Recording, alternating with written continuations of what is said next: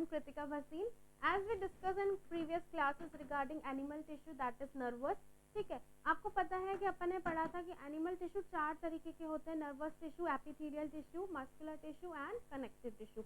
आपका जो पूरी बॉडी की संरचना है बच्चे वो इसी 4 टिश्यू से मिलके बनी हुई होती है, that is epithelial tissue, connective tissue, nervous tissue और मस्कुलर टिश्यू। नर्वस टिश्यू अपन ने लास्ट क्लास में देखा था कि जो नर्वस टिश्यू है वो ब्रेन का, स्पाइनल कॉर्ड का, नर्व्स का, इन सब की संरचना कर रहा है। आज की क्लास में अपन टोटल फोकस रखेंगे दैट इज एपिथेलियल टिश्यू, और जो फर्दर क्लासेस हैं उसमें अपन कनेक्टिव टिश्यू और मस्कुलर टिश्यू के बारे में pढ़ेंगे। तो देखिए एपिथेलियल टिश्यू क्या करता है, आपके बॉडी के हर ऑर्गन को कवर करता है। आपकी जो बॉडी की ऑर्गन्स हैं उसकी लाइनिंग को बनाने में हेल्प करता है। जस्ट फॉर एग्जांपल अगर मैं बात करूं स्टमक की, ठीक है, दिस इज योर स्टमक। ये स्टमक मैम कौन सी शेप का होता है, जे शेप का एक ऑर्गन होता है। तो बेटा इसकी जो अंदर की लाइनिंग है वो भी किसकी बनी हुई होती है, एपिथेलियल टिश्यू की बनी हुई होती है।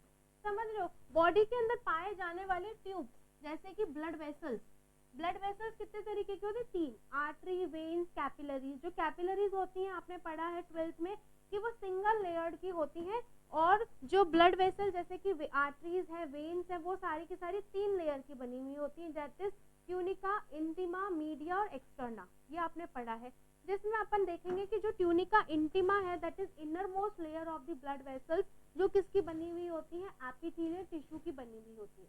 जस्ट फॉर एक वंडरफुल एग्जांपल कि आपके बॉडी की जो स्किन है, जो आपकी स्किन है उसका जो सीक्वेंस होता है वो कुछ इस तरीके से चलता है, एपिडर्मिस, डर्मिस, सबक्यूटेनियस, मस्कुलर, उसके बाद में बोन्स आती है। जो एपिडर्मिस लेयर है बेटा वो भी एपिथेलियल टिश्यू की बनी हुई है, और जो डर्मिस लेयर है वो कनेक्टिव टिश्यू की बनी हुई है।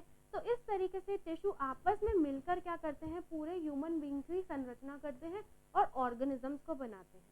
जैसे कि अपन ने पहले पढ़ा नर्वस टिश्यू के अंदर कुछ मैंने यूनिसेलुलर और मल्टी सेलुलर का बताया था कि यूनिसेलुलर में तो सिर्फ एक ही सेल प्रेजेंट होता है जो पूरी बॉडी को चला रहा है, ठीक है, उसके ऑर्गेनिज्म की। लेकिन मल्टी सेलुलर के अंदर भिन्न भिन्न तरीके के क्या होते हैं, सेल्स मौजूद होते हैं, और ग्रुप ऑफ सेल्स मिलकर, सिमिलर ग्रुप ऑफ सेल्स मिलकर एक पर्टिकुलर टिश्यू का निर्माण करते हैं, और वो ग्रुप ऑफ सिमिलर टिश्यू मिलके बेटा एक ऑर्गन बनाते हैं, और ऑर्गन साथ में चल के पूरे ऑर्गन सिस्टम बनाते हैं।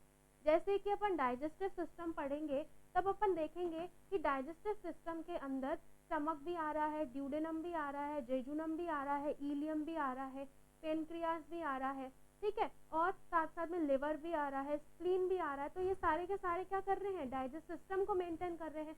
तो ऐसे पर्टिकुलर अलग अलग सिस्टम मेंटेन करके क्या करते हैं, पूरी बॉडी की संरचना करते हैं, जिससे एक मानव शरीर अपनी पूरी सिस्टम को मेंटेन करके रखता है। बात समझ में आई?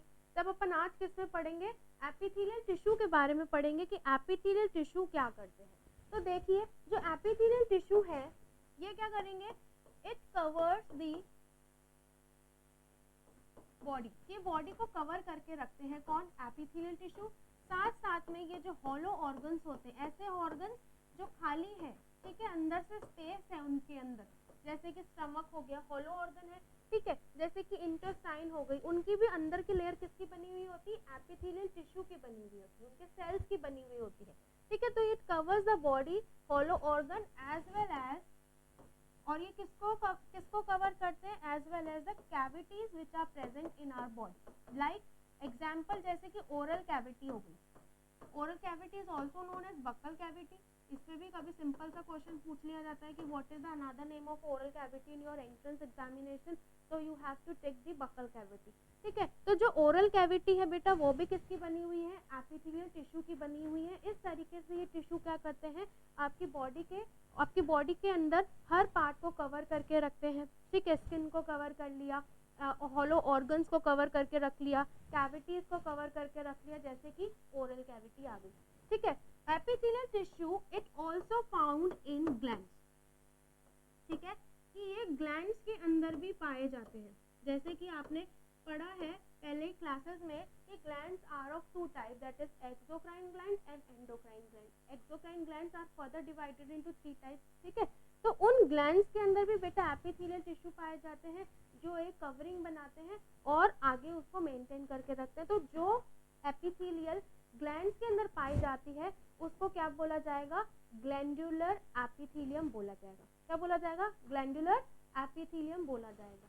ठीक है, अब देखिए आगे, ध्यान दीजिए कि हर एपिथेलियल टिश्यू के पास में एक बेसमेंट मेम्ब्रेन होती है। इस तरीके से हर एपिथेलियल टिश्यू के पास में क्या प्रेजेंट होती है, एक बेसमेंट मेम्ब्रेन पाई जाती है। उसके ऊपर इस तरीके से सेल्स पाए जाते हैं।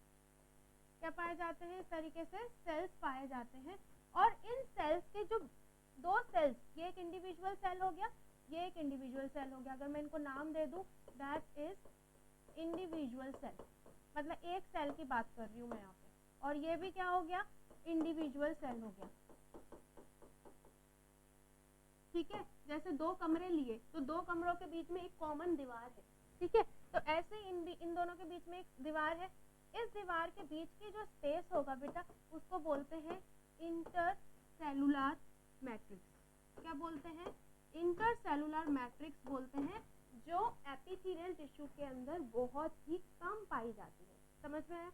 एपिथेलियल टिश्यू के जो सेल्स हैं, वो सारे सेल्स एक बेसमेंट मेम्ब्रेन से अटैच रहते हैं।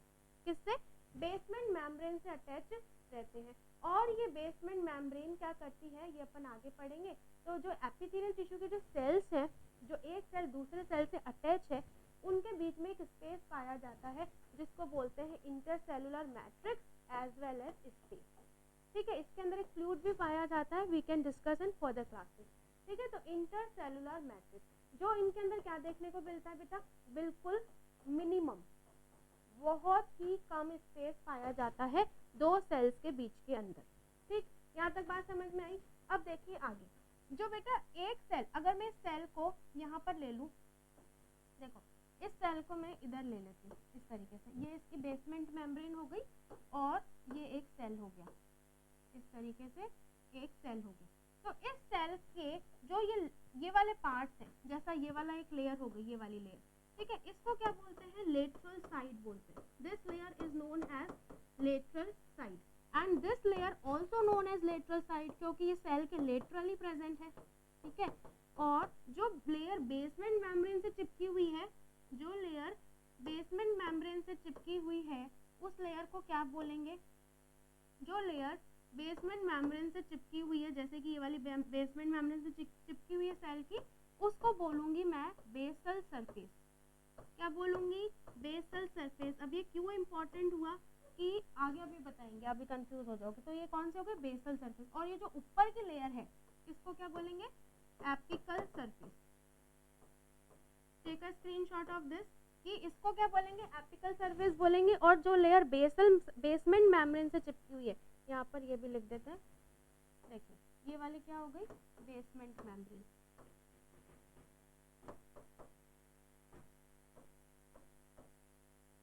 ठीक है, जो लेयर बेसमेंट मेम्ब्रेन से चिपकी हुई है, उसको क्या बोल रहे हैं, बेसल सरफेस बोल रहे हैं। और जो लेयर ऊपर एक सेल के तले ऊपर है, नॉट तले पे, जो ऊपर है, उसको एपिकल सरफेस बोल रहे हैं। और जो लेटरली है, उनको लेटरल सरफेस बोल रहे हैं। आपको ध्यान रखना पड़ेगा कि बेसल मेम्ब्रेन का फंक्शन क्या होता है सेल के अंदर। तो देखिए बेसल मेम्ब्रेन का क्या फंक्शन है, बेसमेंट मेम्ब्रेन की बेसमेंट मेम्ब्रेन का क्या फंक्शन होता है। देखो सबसे पहले यहाँ पे एक डायग्राम बना देते हैं। बेसमेंट मेम्ब्रेन हो गई है और ये इसके सेल्स हो गए। ठीक है, all epithelial cells contain their nucleus, और जिसके अंदर न्यूक्लियस नहीं होता वो क्या कहलाते हैं, अपन बाद में डिस्कस करेंगे ना। तो ये बेसमेंट मेम्ब्रेन जो है, दिस बेसमेंट मेम्ब्रेन, ये क्या करती है, सेपरेशन का काम करती है। किसमें काम करेगी, सेपरेशन का। जस्ट फॉर एग्जांपल, अभी मैंने बताया कि स्किन की लेयर्स क्या है, सीक्वेंस वाइज है। सबसे पहले एपिडर्मिस है, फिर डर्मिस है, फिर सबक्यूटेनियस है, मस्कुलर लेयर है, फिर बोन्स आती है। एपिडर्मिस के भी बहुत सारे पार्ट्स होते हैं, we can discuss in next classes. ठीक है, तो ये क्या कर रही है, एपिडर्मिस को डर्मिस से अलग कर रही है। कौन सी लेयर, बेसमेंट मेम्ब्रेन। समझ में आया कि आपकी जैसे स्किन है, ये आपका हाथ है,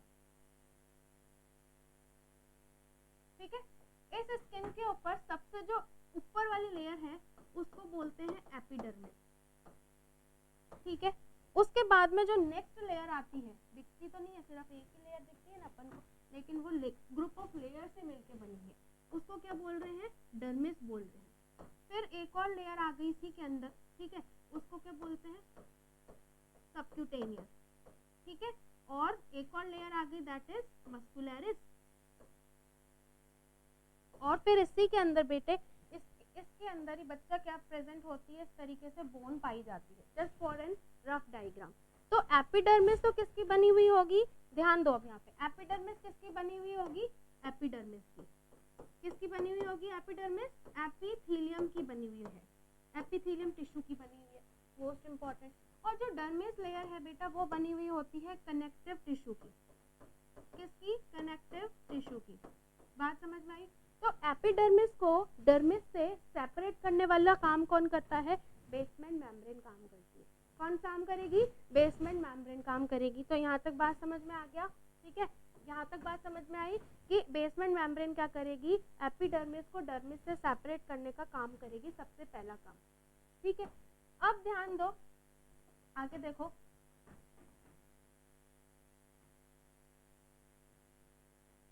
नेक्स्ट जो इसका फंक्शन होता है वो फंक्शन होता है इसका दैट इज, ये क्या करती है, रीजनरेशन में मदद करती है, किसके, सेल के, रीजनरेशन ऑफ सेल, ये सेल्स के रीजनरेशन के अंदर मदद करती है कि सारे के सारे सेल्स जो है बेटा वो बेसमेंट मेम्ब्रेन से ही बनते हैं। जैसे कि ये सेल्स हैं, ठीक है, तो इसके ऊपर जो सेल्स हैं इस तरीके से बन रहे हैं, अपन स्ट्रेटिफाइड एपिथेलियम पढ़ेंगे उसमें देखेंगे कि बेसमेंट मेम्ब्रेन से ही क्या बनते हैं, सेल बनते हैं। तो ये ऊपर वाले सेल्स जो होते हैं, ये जो ऊपर वाले सेल्स हैं ये कुछ समय के बाद में शेड ऑफ हो जाते हैं, ठीक है।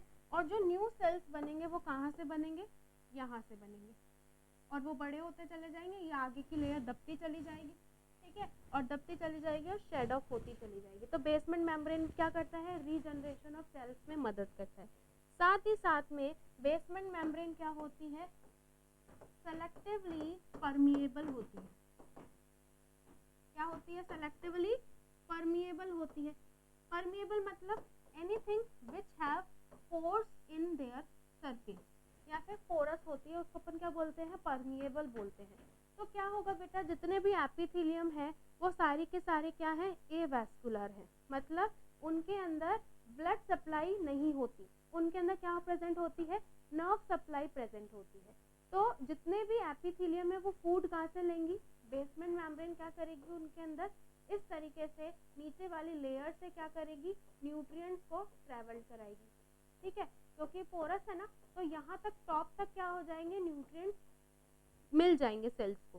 क्लियर हुआ, यहाँ तक क्लियर हुआ कि बेसमेंट मेम्ब्रेन क्या काम कर रही है, बेसमेंट मेम्ब्रेन सेपरेशन का काम कर रही है, रीजनरेशन ऑफ सेल्स का काम कर रही है, साथ ही साथ में सेलेक्टिवली परमिएबल भी है ये, ठीक है। अब ध्यान दीजिए कि आपके जो एपिथेलियम सेल्स होते हैं, जैसे कि ये एक बेसमेंट मेम्ब्रेन है, ये एक बेसमेंट मेम्ब्रेन है, और इस तरीके से इसके ऊपर यूं सेल्स पाए गए हैं, ठीक है, sales.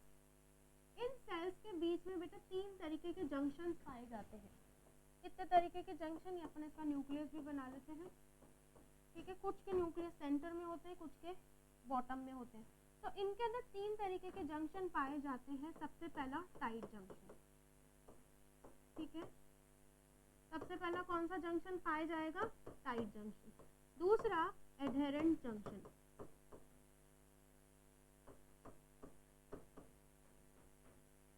Third one that is gap junction,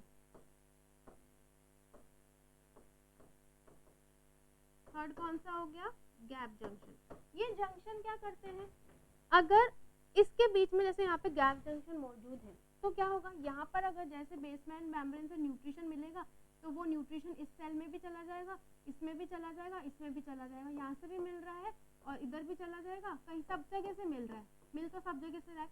लेकिन गैप जंक्शन क्या करेंगे, किसी के अंदर कमी नहीं होने देते, पूरे न्यूट्रिएंट्स का फ्लो होगा एक सेल से दूसरे सेल के अंदर। ये काम किसका हो गया, गैप जंक्शन का। कि यस मैम, गैप जंक्शन का काम होता है टू ट्रेवल न्यूट्रिएंट्स का ट्रेवल कराना from one cell to another cell, from one cell to another. ये बहुत इजी था इसलिए इसको पहले लिया, ठीक है। दूसरा क्या है, ये भी इजी ही है, दूसरा क्या है, टाइट जंक्शन। ये टाइट जंक्शन क्या करते हैं बेटा, एक सेल से एक सेल दूसरे सेल से चिपका रहे, ठीक है, अलग नहीं हो, चिपका रहे, उसमें कौन काम करेगा, टाइट जंक्शन अपना रोल प्ले करेंगे, क्लियर है। एडहेरेंट जंक्शन क्या करते हैं, सारे सेल्स को साथ में लेके चलने का काम करते हैं, कौन से cell, that is adherent cell. तो बात समझ में आई कि हर सेल के पास में कितने जंक्शन मौजूद हैं एपिथेलियल टिश्यू के, दैट इज एक तो है टाइट जंक्शन, दूसरा है एडहेरेंट जंक्शन, थर्ड वन है गैप जंक्शन। तीनों के समझ में आए फंक्शंस क्या हैं, ठीक है। इस तरीके से क्या करते हैं एपिथेलियल टिश्यू आपके बॉडी के अंदर क्या करेंगे, लाइंस बना के रखते हैं, हॉलो कैविटी के अंदर प्रेजेंट होते हैं ये, ठीक है, इस तरीके से ये काम करते हैं। क्लियर हुआ यहाँ तक, देखिए आगे।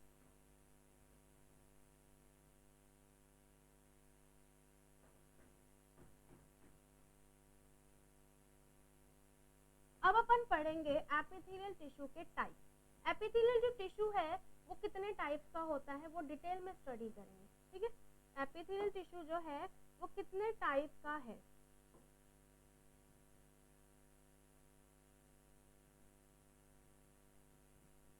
देखो एपिथेलियल टिश्यू के टाइप्स अपन पढ़ेंगे।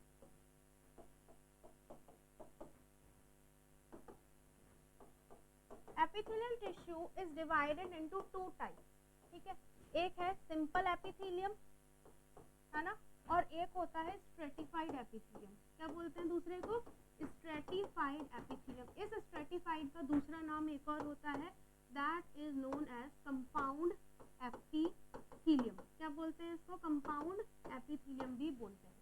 क्या हो गया कि इस एपिथेलियम टिश्यू के कितने टाइप्स हो गए, एपिथेलियम टिश्यू के दो टाइप्स हो गए, एक सिंपल एपिथेलियम होता है और जो दूसरा है उसको बोलते हैं स्ट्रेटिफाइड, और साथ साथ में उसको बोला जाता है कंपाउंड एपिथेलियम, ठीक है। जो सिंपल एपिथेलियम होते हैं बेटा वो बने हुए होते हैं सिंगल लेयर से, और जो कंपाउंड या स्ट्रेटिफाइड एपिथेलियम होते हैं उनके अंदर मल्टीपल लेयर्स देखी जाती है, ठीक है। तो देखो जैसे कि just for example her epithelium के पास भी बेसमेंट मेम्ब्रेन है, ठीक है, हर एपिथेलियम के पास में क्या है, बेसमेंट मेम्ब्रेन है, और जिसके पास सिर्फ और सिर्फ इस तरीके से एक सिंगल लेयर पाई जाएगी, ठीक है, वो तो कौन से हो जाएंगे, सिंपल एपिथेलियम। वो कौन से हो जाएंगे, सिंपल एपिथेलियम, ठीक है।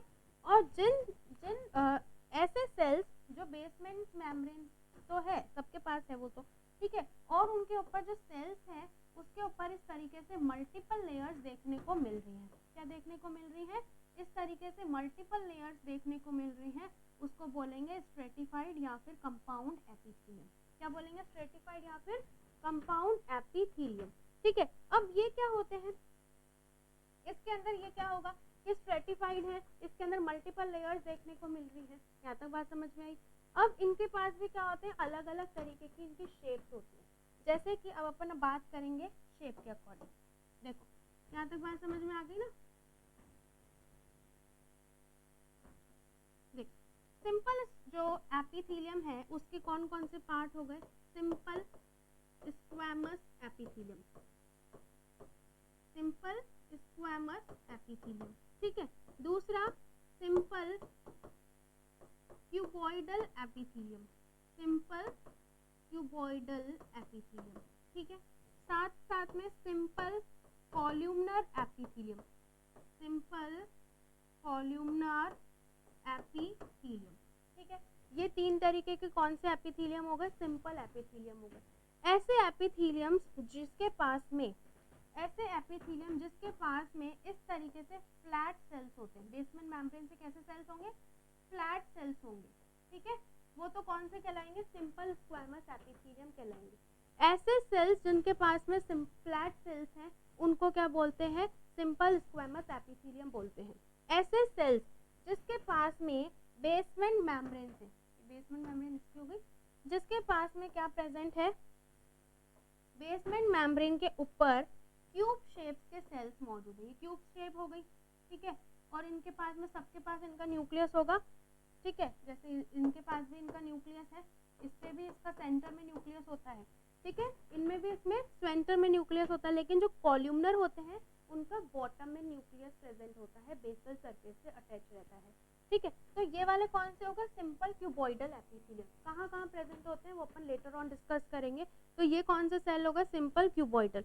और जो कॉल्यूमनर होंगे वो इस तरीके से होंगे। कॉलमनर कैसे होते हैं? बड़े सेल्स होते हैं, लार्जर सेल्स होते हैं, कॉलम शेप के। ये कॉलम शेप बन रही है ना, जैसे इस तरीके से लार्जर सेल्स होते हैं। और इनका जो न्यूक्लियस होता है वो बॉटम में पाया जाता है। कहाँ पाया जाएगा? बिल्कुल बॉटम में पाया जाएगा। तो समझ में आया कि सिंपल एपिथेलियम कैसे होते हैं। Simple epitheliums are made up of single layer. जिसके पास में फ्लैट सेल्स हैं वो तो सिंपल स्क्वैमस एपिथेलियम के बने हुए हैं, और जिनके पास क्यूब शेप के हैं वो सिंपल क्यूबॉइडल एपिथेलियम होते हैं। ठीक है। और जो सिंपल कॉलमनर एपिथेलियम है वो उसके पास में कॉलम शेप के सेल्स पाए जाते हैं, इसलिए उनको क्या बोला गया है? Simple columnar epithelium. ठीक है। सिंपल स्क्वैमस एपिथेलियम का एक और नाम होता है जिसको बोला जाता है पेवमेंट एपिथेलियम। क्या बोला जाता है? पेवमेंट एपिथेलियम भी बोला जाता है। तो simple squamous epithelium also known as pavement epithelium. क्यों? क्योंकि ये फ्लैट सरफेस के होते हैं, थिन होते हैं। ठीक है। और साथ साथ में ये इर्रेगुलर भी होते हैं। यहाँ तक बात समझ में आई कि epithelium are divided into two categories, simple and stratified. कि सिंपल जो होंगे उसमें सिंगल लेयर होगी और स्ट्रेटिफाइड के अंदर मल्टीपल लेयर होंगी। ये स्ट्रेटिफाइड जो है ये एक वर्ड आया है, दैट इज स्ट्रेटा वर्ड से आया है, जिसका मतलब होता है मल्टीपल। जिसका मतलब होता है मल्टीपल। और ये सेल्स जैसे जैसे जैसे बुनते हैं ना किसी चीज को, वीव करते हैं, वैसे ही आपस में बुनते चले जाएंगे और ये क्या बनाते जाते हैं? लेयर्स बनाते जाते हैं। कौन? Stratified epithelium. अब अपन एक एक करके डिस्कस करेंगे कि सिंपल एपिथेलियम कहाँ मौजूद है, ठीक है, और स्ट्रेटिफाइड एपिथेलियम कहाँ पर मौजूद है। तो देखिए, सबसे पहले अपन बात करेंगे सिंपल स्क्वैमस एपिथेलियम की। या उससे पहले एक चीज और बता दें, आप कंफ्यूज हो जाओगे। स्ट्रेटिफाइड और कंपाउंड एपिथेलियम के कितने पार्ट्स होते हैं?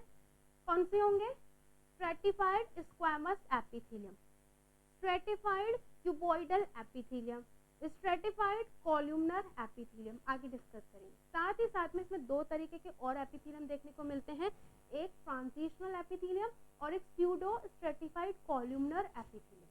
Pseudo stratified columnar epithelium. तो देखिए, सबसे पहले अपन पढ़ेंगे simple squamous epithelium. Simple squamous epithelium है, जैसे कि अपन ने अभी देखा कि इसके पास में बेसमेंट मेम्ब्रेन से सिर्फ और सिर्फ इस तरीके के सेल्स मौजूद हैं, फ्लैट सेल्स मौजूद है, जिनका न्यूक्लियस कहाँ प्रेजेंट है? सेंटर में प्रेजेंट है। ठीक है। और इनको क्या बोल रहे हैं? इनको साथ के साथ में पेवमेंट एपिथेलियम भी इनको बोला जाता है। कहाँ कहाँ पे प्रेजेंट होते हैं? लाइनिंग ऑफ हार्ट, हार्ट की लाइनिंग में। आपको पता है कि जो हार्ट है उसमें 3 लेयर्स होती हैं। कौन कौन सी? एंडोकार्डियम, मेसोकार्डियम और एंडोकार्डियम, मायोकार्डियम और एपिकार्डियम। ठीक है। तो एंडोकार्डियम जो है इनर मोस्ट लेयर होती है हार्ट की, उसके अंदर क्या देखने को मिलते हैं? सिंपल स्क्वैमस एपिथेलियम देखने को मिलते हैं। एपिथेलियम के आगे बेटा स्मूथ मसल्स भी आ जाती हैं। आगे आगे अपन स्टडी करेंगे, आपको डायग्राम्स दिखाऊंगी मैं, है ना। तो लाइनिंग ऑफ हार्ट जो है वो किसकी बनी हुई होती है? सिंपल स्क्वैमस एपिथेलियम की बनी हुई होती है, जिसके पास में एक सिंगल लेयर होगी इस तरीके से सेल की, क्योंकि सिंपल है। ठीक है। सेकंड, कहाँ पे प्रेजेंट होते हैं? जो ब्लड वेसल्स हैं उसकी लाइनिंग में भी प्रेजेंट होते हैं, और वो भी कौन सी? Tunica intima. जो इनर मोस्ट लेयर है किसकी? ब्लड वेसल की, वो भी एपिथेलियम की बनी हुई होती है। और कौन से एपिथेलियम की? Lining of blood vessels. कौन सी एपिथेलियम की? सिंपल स्क्वैमस एपिथेलियम की बनी हुई होती है। ठीक है। जो लिम्फ नोड्स होते हैं उसमें भी 3 लेयर्स पाई जाती हैं, उसकी भी जो इनर मोस्ट लेयर होती है वो भी सिंपल स्क्वैमस एपिथेलियम की ही बनी हुई होती है। ठीक है। एल्वुलाई की जो लाइनिंग है, जैसे इस तरीके से एल्वुलाई मौजूद होती है, इसकी जो एल्वुलाई की जो इनर मोस्ट लेयर है वो भी किसकी बनी हुई होती है? इनर मोस्ट लेयर जो सिंगल लेयर होती है वो किसकी बनी हुई होती है? सिंपल स्क्वैमस एपिथेलियम की बनी हुई होती है। समझ में आया बात? साथ में आगे देखिए, ओके, जो लास्ट है दैट इज आपका सिंपल स्क्वैमस एपिथेलियम। एल्वुलाई के साथ में ये देखो, एल्वुलाई के साथ साथ में कलेक्टिंग डक्ट्स ऑफ नेफ्रॉन्स में भी पाया जाता है।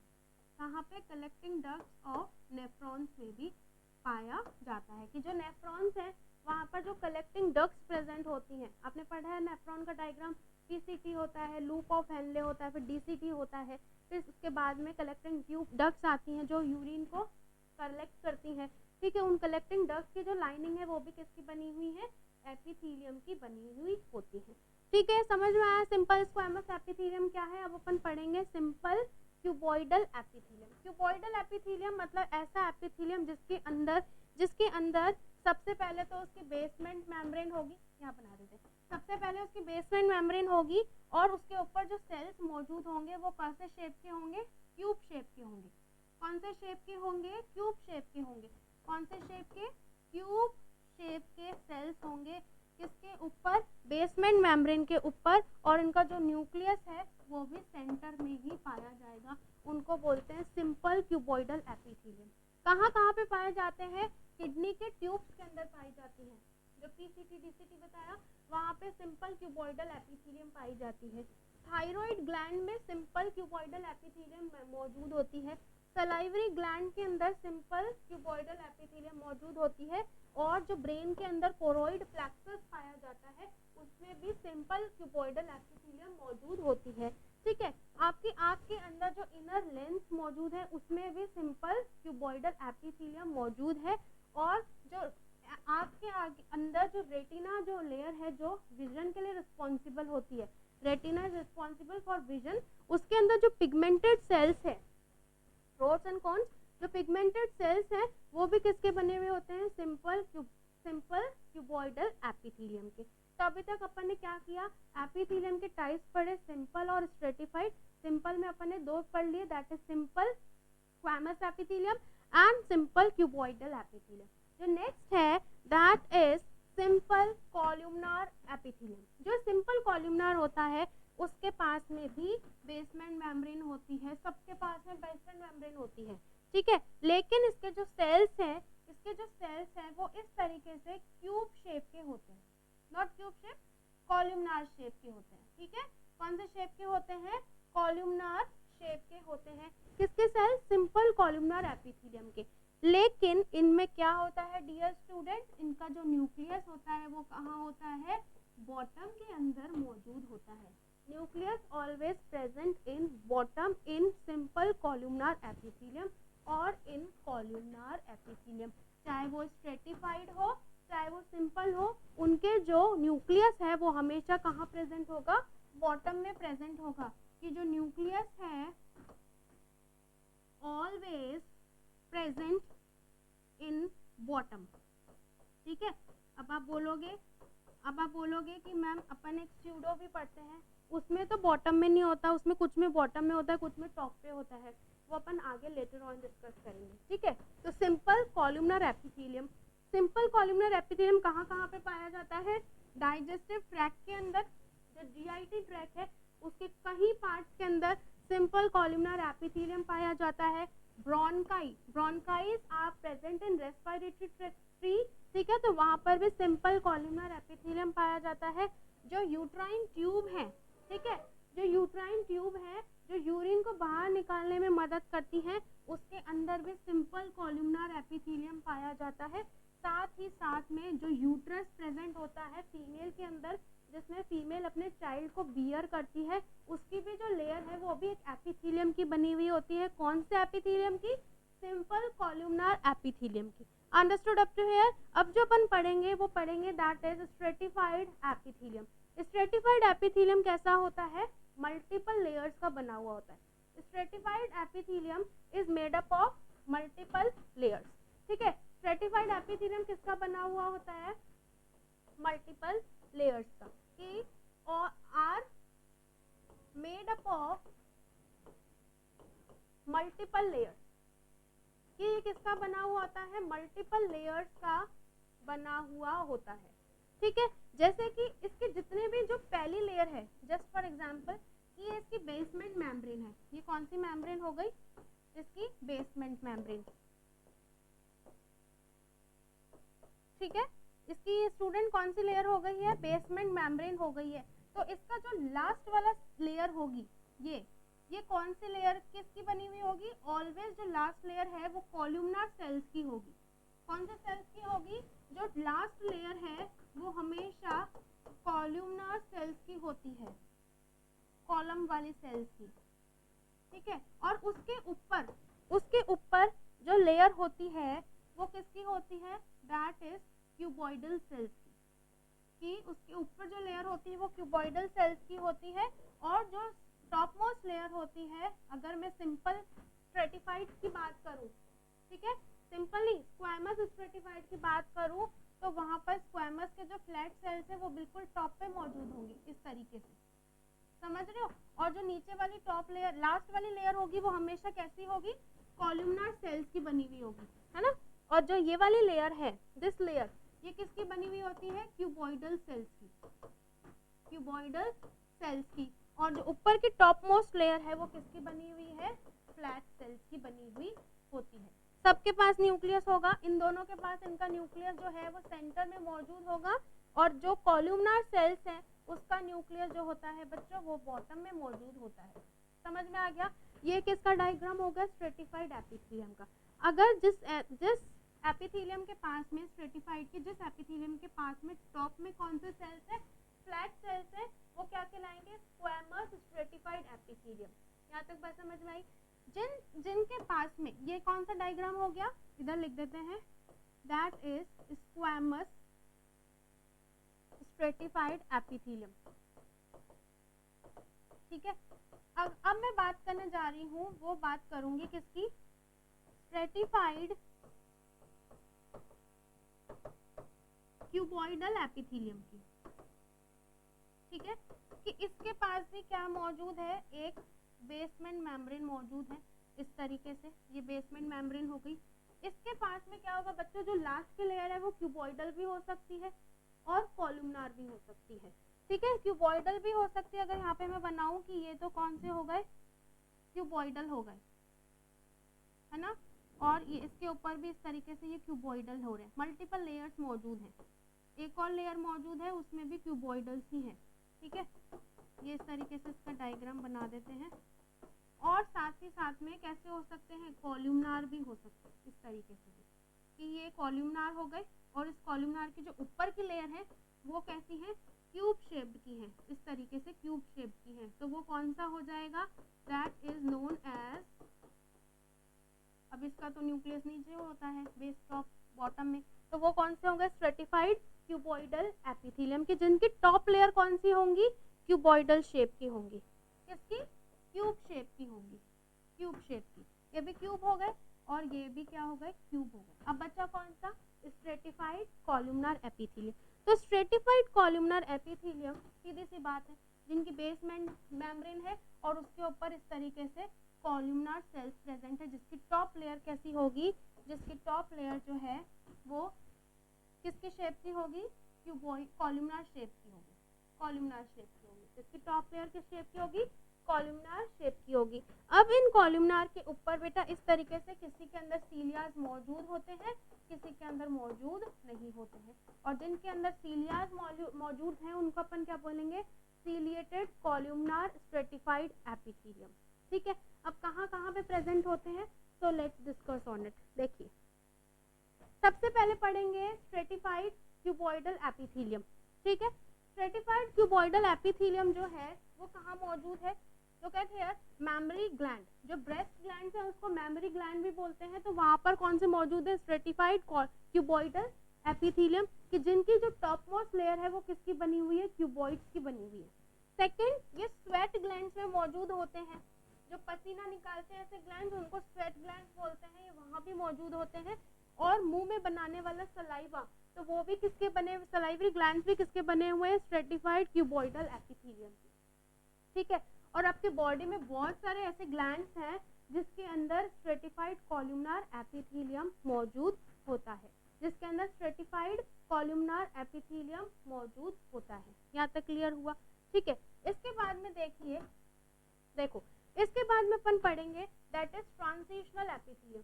ट्रांजिशनल एपिथेलियम ऐसे एपिथेलियम होते हैं जिसके अंदर क्या देखने को मिलेगा, जैसे कि आपको सबसे पहले बताऊं ये कहाँ प्रेजेंट है। ट्रांजिशनल एपिथेलियम प्रेजेंट इन, कहाँ पे प्रेजेंट है, प्रेजेंट इन ब्लैडर, जो यूरिनरी ब्लैडर होता है वहां पर ये प्रेजेंट होते हैं। ये इस तरीके के सेल्स होते हैं जो समटाइम रिलैक्स्ड भी होते हैं और कुछ समय कॉन्ट्रैक्टेड भी रहते हैं, उस समय क्या रहते हैं, कॉन्ट्रैक्टेड भी रहते हैं, रिलैक्स्ड भी रहते हैं, कॉन्ट्रैक्ट भी रहते हैं। जिस टाइम पे बहुत ज़्यादा क्या हो गया, यूरिनरी ब्लैडर में, ब्लैडर के अंदर है तो बहुत ज़्यादा अगर यूरिन का फिल हो रहा है, यूरिन क्या हो गया, बहुत ज़्यादा इंक्रीज यूरिन फिल्ड हो गया किसके अंदर, किसके अंदर, ब्लैडर के अंदर, तो बेटा ये क्या हो जाएंगे कि ऐसे सेल्स हैं कि अपने आप को क्या कर देते हैं, रिलैक्स्ड कर देते हैं, और जो यूरिनरी ब्लैडर है उसका जो अंदर का डायामीटर है उसको बढ़ा देते हैं, डायामीटर को इंक्रीज कर देते हैं। ठीक है, जो ट्रांजिशनल एपिथेलियम है इसके जितने भी सेल्स हैं वो सारे के सारे, जितने भी सेल्स हैं वो सारे स्फीयर शेप्ड के सेल्स होते हैं, स्फीयर शेप्ड सेल्स होते हैं। ठीक है, मल्टीपल लेयर्स में मौजूद है इसलिए इनको क्या बोलेंगे, ट्रांजिशनल स्ट्रेटिफाइड एपिथेलियम इनको बोला जाएगा, ट्रांजिशनल स्ट्रेटिफाइड एपिथेलियम इनको बोला जाएगा कि इस तरीके से इनकी बेसमेंट मेम्ब्रेन प्रेजेंट है और इस बेसमेंट मेम्ब्रेन के ऊपर इस तरीके से मल्टीपल सेल्स प्रेजेंट है। ठीक है, तो ये वाले तो जैसे खुले खुले हैं ये एकदम, है ना, ये इनका न्यूक्लियस हो गया। तो जो सेल्स बिल्कुल रिलैक्स्ड हैं, जो डायामीटर को बढ़ा रहे हैं वो तो ऐसे दिखेंगे, रिलैक्स्ड ट्रांजिशनल स्ट्रेटिफाइड एपिथेलियम, और जो सेल्स कैसे हैं, इस तरीके से हैं, कॉन्स्ट्रक्टेड हैं, वो इस तरीके से सटे हुए दिखेंगे, आपस में चिपके हुए दिखेंगे।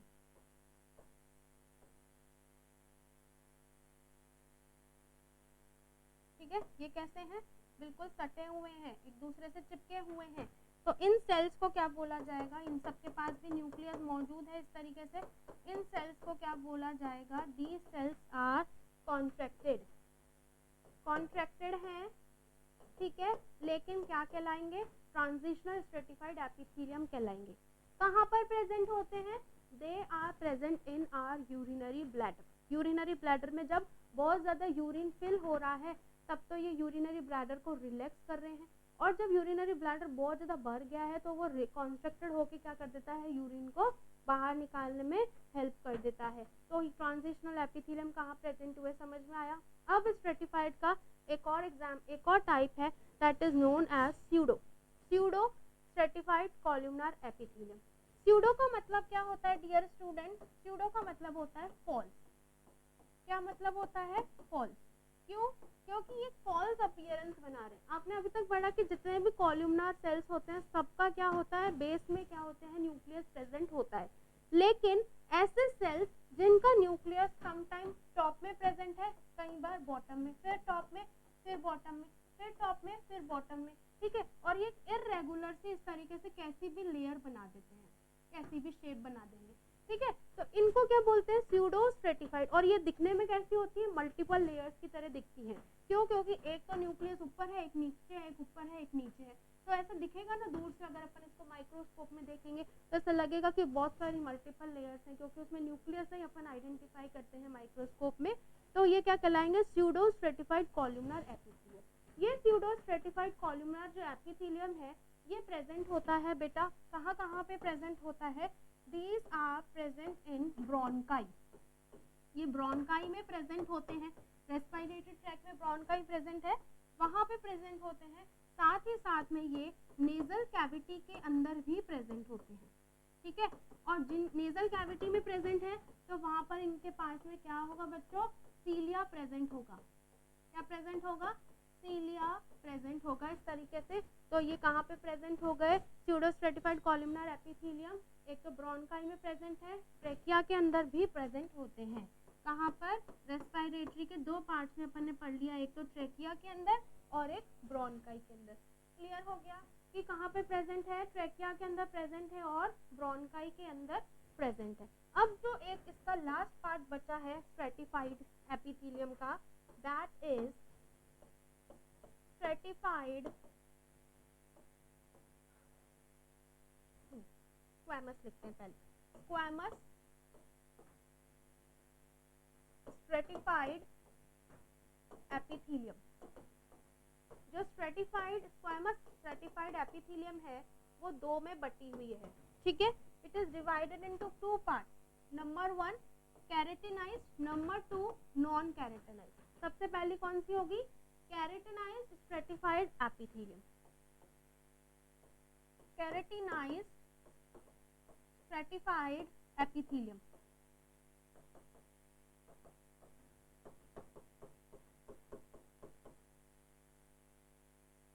ठीक है, और एक होती है नॉन कैरेटिनाइज्ड, एक होती है that is non keratinised epithelium.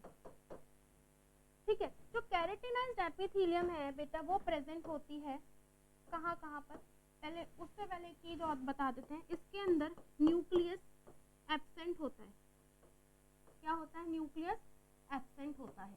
Nucleus always absent in stratified keratinised stratified epithelium. Multiple है, स्ट्रेटिफाइड आते ही दिमाग लगा लेना कि मल्टीपल ही है, ठीक है, लेकिन इसमें न्यूक्लियस क्या होता है? एब्सेंट होता है। और ये कैसे न्यूक्लियस एब्सेंट है तो इसको डेड लेयर भी बोला जाता है। ठीक है, ठीक है, डेड लेयर एब्सेंट होता है। साथ ही साथ में जो जब न्यूक्लियस इसके अंदर एब्सेंट होगा तो इसके अंदर एक प्रोटीन पाया जाता है। ठीक है, प्रोटीन पाया जाता है that is known as keratin. कहाँ पाया, क्या पाया जाएगा? प्रोटीन पाया जाएगा न्यूक्लियस की जगह, उसको क्या बोलेंगे? कैरेटिन। इसलिए इसको क्या बोला गया? Keratinised stratified epithelium. कहाँ कहाँ पे पाया जाता है ये पाया जाता है बच्चों, ये पाया जाता है नेल्स के अंदर, हेयर्स के अंदर और स्किन की जो टॉप मोस्ट लेयर है उसके अंदर कैरेटिनाइज्ड स्ट्रेटिफाइड एपिथेलियम पाई जाती है। जो नॉन कैरेटिनाइज्ड है, साथ साथ में एक चीज और ध्यान दीजिए, ये वाली जो लेयर है वो हमेशा ड्राई सरफेस पे प्रोटेक्ट करेगी। ड्राई सरफेस पे जितने भी वियर एंड टियर है, मतलब कुछ वुंड वगैरह ना हो जाए, लग ना जाए या स्किन फट नहीं जाए, ठीक है, उसकी तरफ काम करती है। जो ये कैरेटिन प्रोटीन है, this keratin protein is waterproof. कैसा होता है ये? वाटरप्रूफ होता है, जो बाहर के फ्लूइड को बॉडी में आने नहीं देता और अंदर के फ्लूइड को बॉडी से बाहर नहीं जाने देता। समझ में आया? ये कैरेटिनाइज्ड स्ट्रेटिफाइड एपिथेलियम जो स्किन की टॉप लेयर में प्रेजेंट है, ये अंदर के फ्लूइड को बाहर जाने नहीं देता और बाहर के फ्लूइड को अंदर आने नहीं देता। क्यों? क्योंकि ये कैसा है बच्चों? ये वाटरप्रूफ है।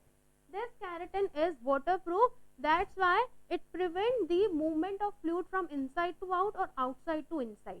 Clear है? कहाँ कहाँ पे प्रेजेंट है? नेल्स में प्रेजेंट है, हेयर्स में प्रेजेंट है और स्किन में प्रेजेंट है। Non keratinised, they do not, ये don't contain keratin in their cells. इसके अंदर जो होगा वो वहाँ पर न्यूक्लियस क्या होगा बच्चों? न्यूक्लियस प्रेजेंट होगा इनके अंदर। ठीक है, और जितने भी मॉइस्ट एरिया है, जितने भी मॉइस्ट एरिया है, जैसे कुछ पार्ट्स हैं मॉइस्ट पार्ट्स जिनके अंदर नॉन कैरेटिनाइज्ड एपिथेलियम प्रेजेंट होता है।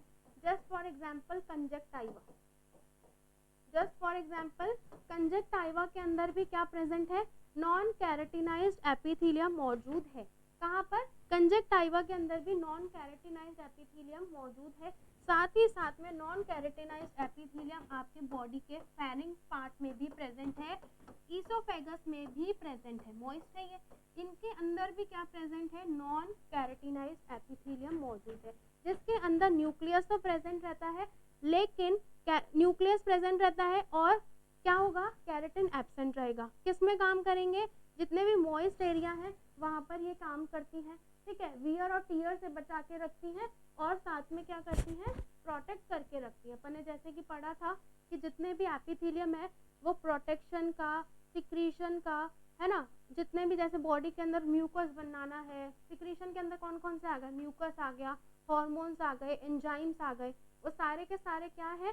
सारे सिक्रीशन ही है। तो वो सारे एपिथेलियम टिश्यू के मौजूद से ही क्या होंगे? प्रेजेंट होंगे बॉडी के अंदर। तो इस तरीके से एपिथेलियल जो है, एपिथेलियम जो टिश्यू है वो आपके बॉडी को प्रोटेक्ट करता है। ठीक है, प्रोटेक्शन में मदद करता है, एक्सक्रीशन के अंदर मदद करता है, एक्सक्रीशन मतलब सिक्रीशन, सॉरी एक्सक्रीशन नहीं, सिक्रीशन में मदद करता है और एब्जॉर्प्शन में भी मदद करता है।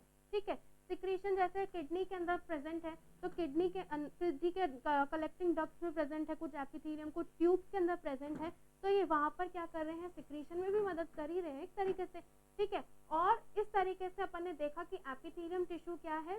प्रोटेक्शन में, सिक्रीशन में, एब्जॉर्प्शन में मदद करते हैं। अब साथ ही में ध्यान दीजिए कि जितने भी एपिथेलियल टिश्यू है उनके अंदर ब्लड सप्लाई तो एब्सेंट रहती है, मतलब they are considered as avascular, लेकिन उनके अंदर नर्व सप्लाई प्रेजेंट है।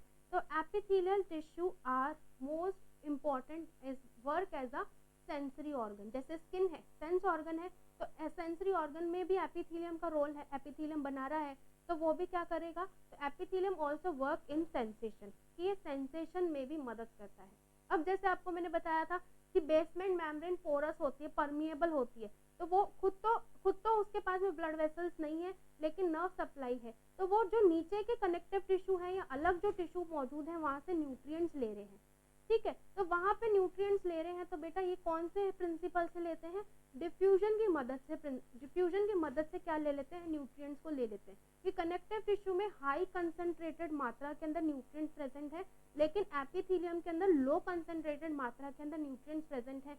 तो अपन को पता है कि डिफ्यूजन क्या करता है, लो हायर से लो की तरफ मूव कराता है, तो वो नीचे से ऊपर की तरफ क्या होंगे, सेल्स का मूवमेंट होगा, तो दिस इज डिफ्यूजन प्रिंसिपल। तो इसी तरीके से आगे नेक्स्ट क्लास में अपन पढ़ेंगे कनेक्टिव टिश्यू क्या है, मस्कुलर टिश्यू क्या है। आपको एपिथेलियल टिश्यू अच्छे से समझ में आया होगा कि कौन कौन से एपिथेलियम है, सिंपल एपिथेलियम है या कंपाउंड या we can say stratified epithelium है, उनके भी सब डिवाइड है कि आपकी बॉडी के अंदर हॉलो ऑर्गन्स में प्रेजेंट है, कैविटीज के अंदर प्रेजेंट है, साथ ही साथ में आपकी बॉडी के एंटायर लेयर्स को कवर कर रहे हैं, ऑर्गन्स को कवर करके रख रहे हैं, ठीक है। इसी तरीके से आप अपनी प्रिपरेशन को जारी रखिए, आपका डेफिनेटली सिलेक्शन होगा डियर स्टूडेंट्स। आपका जी रूट एकेडमी में बहुत स्वागत है, आप इसी तरीके से हमारी वीडियोस देखते रहिए, आपको पसंद आए तब शेयर कीजिए, सब्सक्राइब कीजिए एंड लाइक कीजिए। तो dear students, thank you so much for watching this class.